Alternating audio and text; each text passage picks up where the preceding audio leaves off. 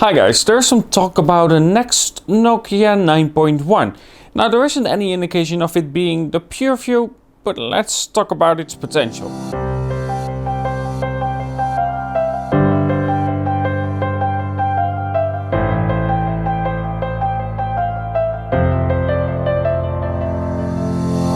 Now what I'm stating in this video should all be taken with a grain of salt, because this is simply Nokia anew replying to a comment about when the Nokia 9.1 is coming and them saying Q2 in 2020.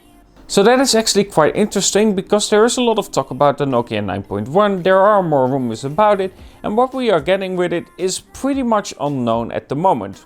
Kinda like that, it's sometimes nice to not know a lot about a phone. Anyway, let's talk about what I really want for the Nokia 9.1 when it comes out. Now with the Nokia 9 PureView, now I don't know if this one is also gonna be called PureView, like the Nokia 9.1 PureView. I don't know, their names are a bit odd if you ask me. But anyway, I don't know if this is also being named PureView. But if it's coming out and to be a follow-up for the Nokia 9 PureView, there are some things that I feel like they really should focus on with the Nokia 9.1. With the Nokia 9 PureView, we had some issues where I felt like it failed to do what it should do when the focus is the camera itself. For instance, simple things like a shutter button. That's something that I really want to see on a phone that is really focused on the camera itself. It's simple, but it also makes a lot of sense. Next to that, having only 128 GB of internal memory without a micro SD on a phone that is really focused on taking pictures is something that I feel like they should add. A micro SD, again, is a must for a phone like this. Then next to it, you want fast data transfer. So UFS 3.0 is also something that I really want to see in it. Now the good thing about the new chips from Qualcomm is that it actually natively supports the amount of cameras that the Nokia 9 PureView had, which the 845 didn't. This made it that pictures took longer to generate. Now if they use the 855 or the 855 Plus, they won't have this problem, so it will be much faster. Nokia basically tried to trick the 845 that it had lesser cameras and then generate a file from that. It's an interesting phone again, the PureView, and what I really like about Nokia is their color science in pictures. It always looks a bit natural, but not too natural, where sometimes a picture can look boring. It looks more cinematic, if that makes any sense.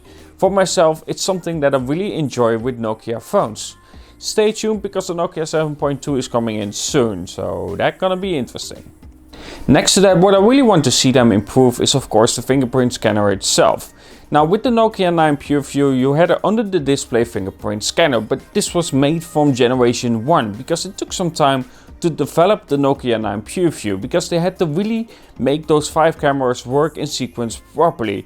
This took them too long if you ask me, because it came with, well, a cost that it had the older chip, it had the older fingerprint scanner and so on. This was a bit of a downsize when it came to the Nokia 9 PureView, so I really feel like they can easily fix this with the Nokia 9.1. Again, these simple changes might make it a really interesting device if you ask me.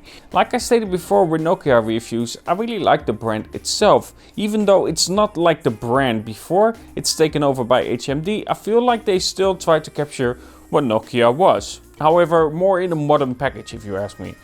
The Nokia 7 Plus though was the best of those. I really liked that device, and I felt like that was really a unique device as well, especially because of the back texture. Please give me back that texture, I really enjoyed that, and I almost traded that device in for my Samsung Galaxy S9 because of that texture, but also of course because of the color science behind their camera. Anyway, what do you want to see for the Nokia 9.1? If it's PureView or not? Anyway, what do you want to see? For myself, I don't want a notch. I really don't care for the notch. Even if it's just a teardrop notch, I'd rather have none. The Nokia 9 was fine by me when it comes to the display. Having a bit of bezel doesn't bother me. It's not like it's gonna be hurt with the use. And the thing is with the removal of bezels is that you often get it at a cost. Sensors are becoming less and less because of it. They have to squeeze the sensor size in there and so on.